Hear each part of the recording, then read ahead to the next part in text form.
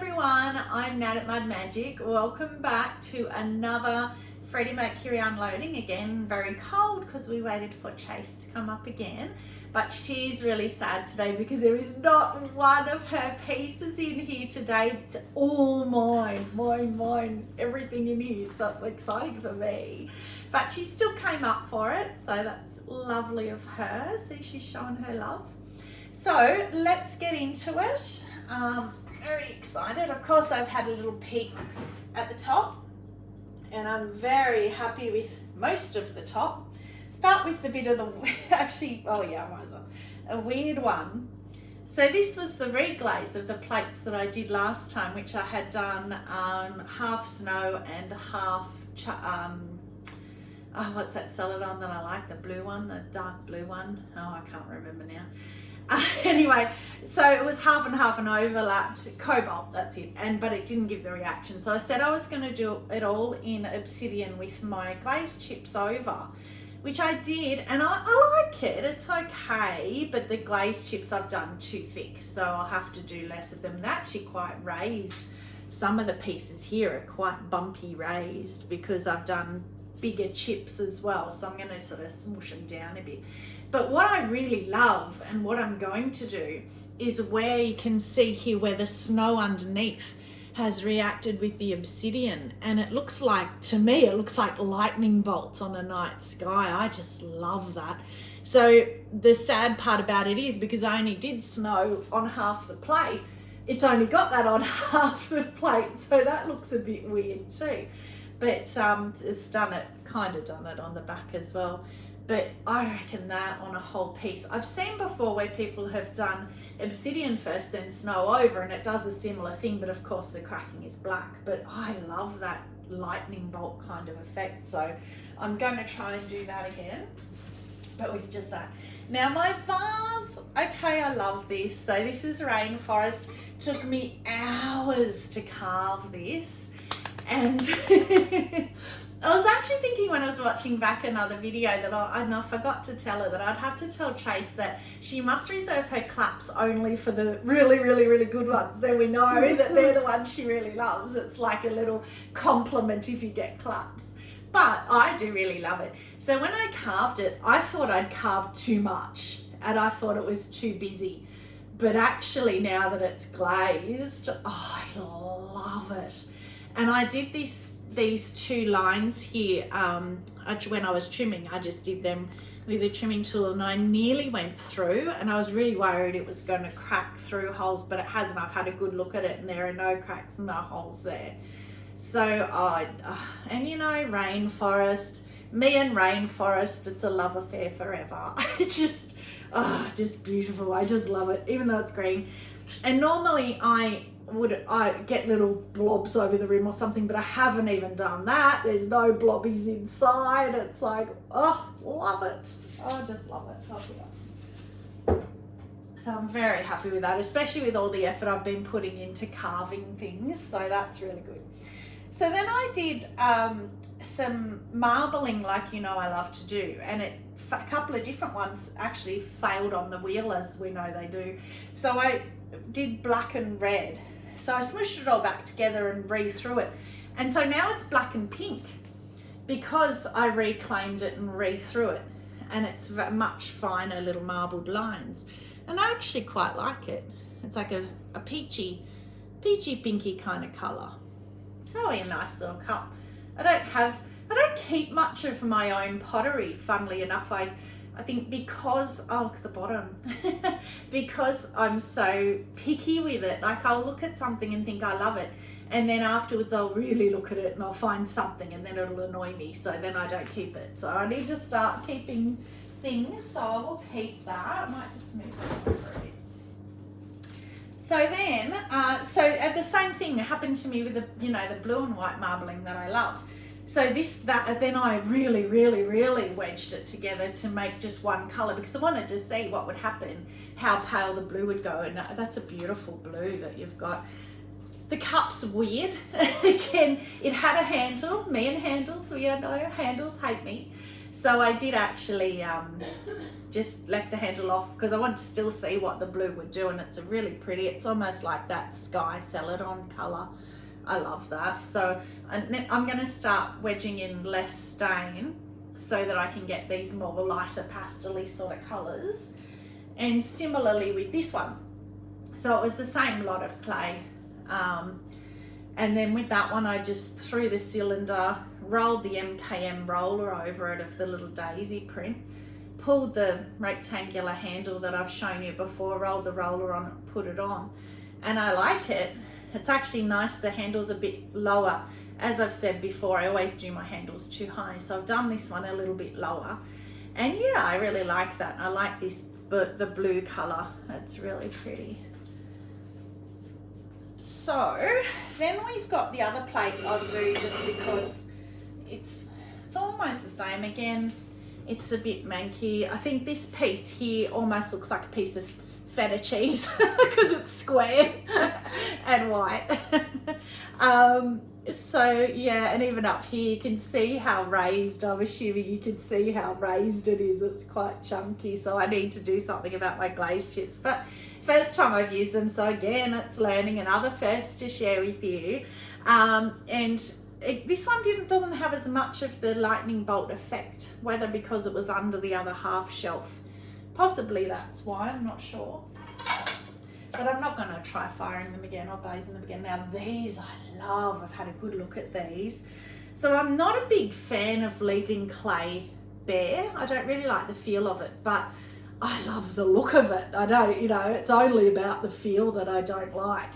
But the look of it, the black clay, that is honey flux first and then smoky merlot. I know, I wouldn't have picked that. It's more bluey purpley.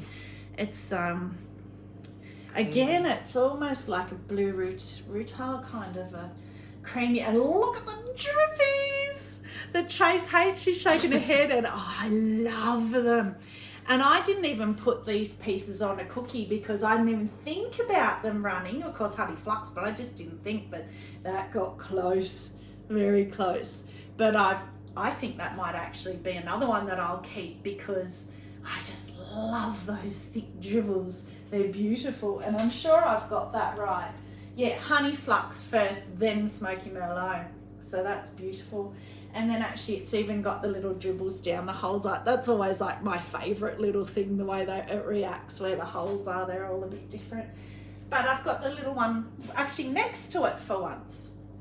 So it didn't get as many dribbles. Got a little happening here, but not really, which is good because there wasn't as much room on that one to move. But oh gee, that's pretty. That's real lavendery. Oh, I just love that. That'll go into my favourites. I keep a list of ones that I've done that I've loved so that I can remember to do them again. So this has got the grog, the fine grog on it again for those plates. I've just got to be careful getting it out, not tipping it everywhere. I don't know. I need to move that because I don't have any way to put this one. Just a little bit. Oh. Never reorganise that. Okay, so the teapot saga continues. I had decided, I googled it, and it says you can reglaze a teapot 3 to 4 times any pot 3 to 4 times before the clay just doesn't want it, like you start damaging your clay. So it has not worked again. So that was always going to be, oh, it's stuck too. Oh. Well, luckily I said it didn't work again because now it's a piece of artwork. How funny is that? Obviously put them a bit too close. So what I decided to do, because this is the one where I'd done the Lavender Snow and the tape resist the first time, and then I did Lavender Snow right over the whole thing, still didn't like it. Now I've done it with just the lilac, which actually is a really pretty colour, but that's stuck fast. That's not going anywhere. So how funny is that? And in fact, can't even really see where it's on the cookie, so it's not badly. I would have been able to get that off, but not much point. Anyway, that's such a shame, but you live and learn. And in fact, if I ever make another one, I like that colour, just start with that colour straight up. That's actually really pretty colour. So there we go, we live and learn. So this one, oh, I stuck too. It's going to be a stuck day. And again, not by much. I can't even see where, but it's pretty. So what this was, the other teapot that I did Lavender Snow, not Lavender Snow, Honey Flux and Lavender Mist all over it. And it reacted with this sort of snowy effect, and I didn't really like it.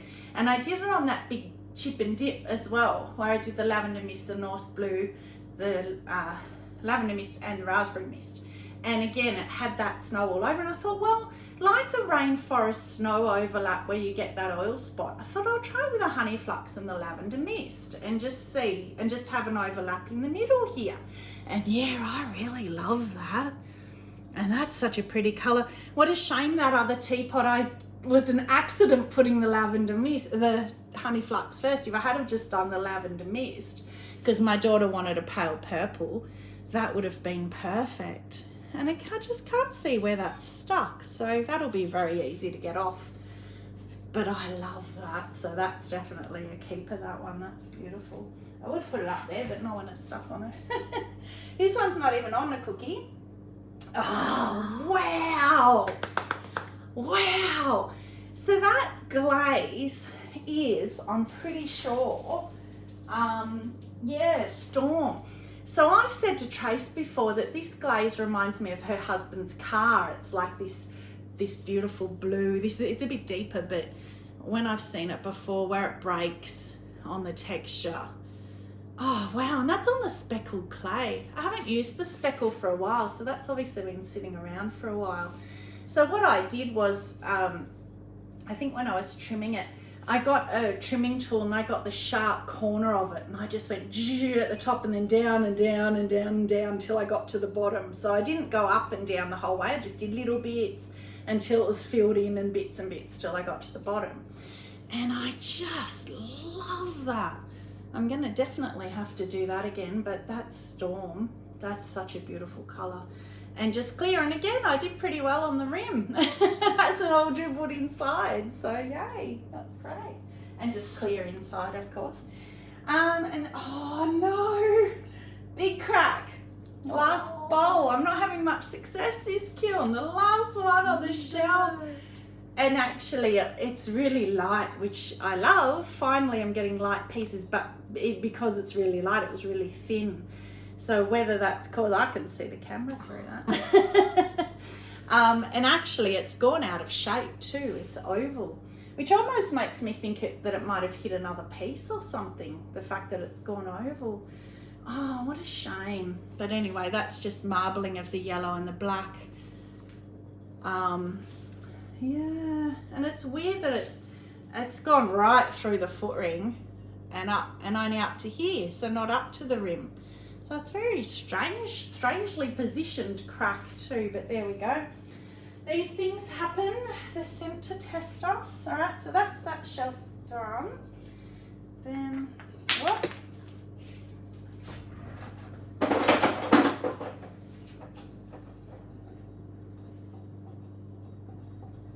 Okay. And then on the bottom, well, all we have down here is another, oh no, okay, so just another marbled, so blue and white marbled little tiny little mug. So, well, compared to the big mugs that I normally do, again, it's a nice size for a little small chai. Actually, I really like that for my small chai teas. Mind you, nothing will beat my cauldrony witchy poo one from the last unloading. I loved that so much. But that's, yeah, that's really sweet actually. I quite like that. And then the last one, so I saw somewhere somebody else said Marigold, that they think Amaco's changed to Marigold and it's darker, and now I'm beginning to believe them because I really don't like this. So there's another one that I carved and I decided to go with Marigold, and I'm sure Marigold used to be a lot more translucent than that and a lot lighter yellow than that. because it's quite filled in, the texture. I did like a mandala kind of carving on it. I didn't put any underglaze first, so maybe that's a lesson for me, that I need to learn to put an underglaze and white back, a darker underglaze and white back first before I put Celadon on to really show the texture. So I'm a bit disappointed with that. Again, I've got the rim really good though, so maybe I'm finally learning on rims. But I mean, there's nothing wrong with it. It's still a bit bottom heavy, but again, for a vase, that's quite good. It's just not the colour that I'm sure it's not the colour I remember Marigold used to be, but still, that's beautiful. All right, so that's it. That was quite a quick unloading today. Up there, got no room. So thank you again for joining me. Stay muddy and have a magic day. Bye.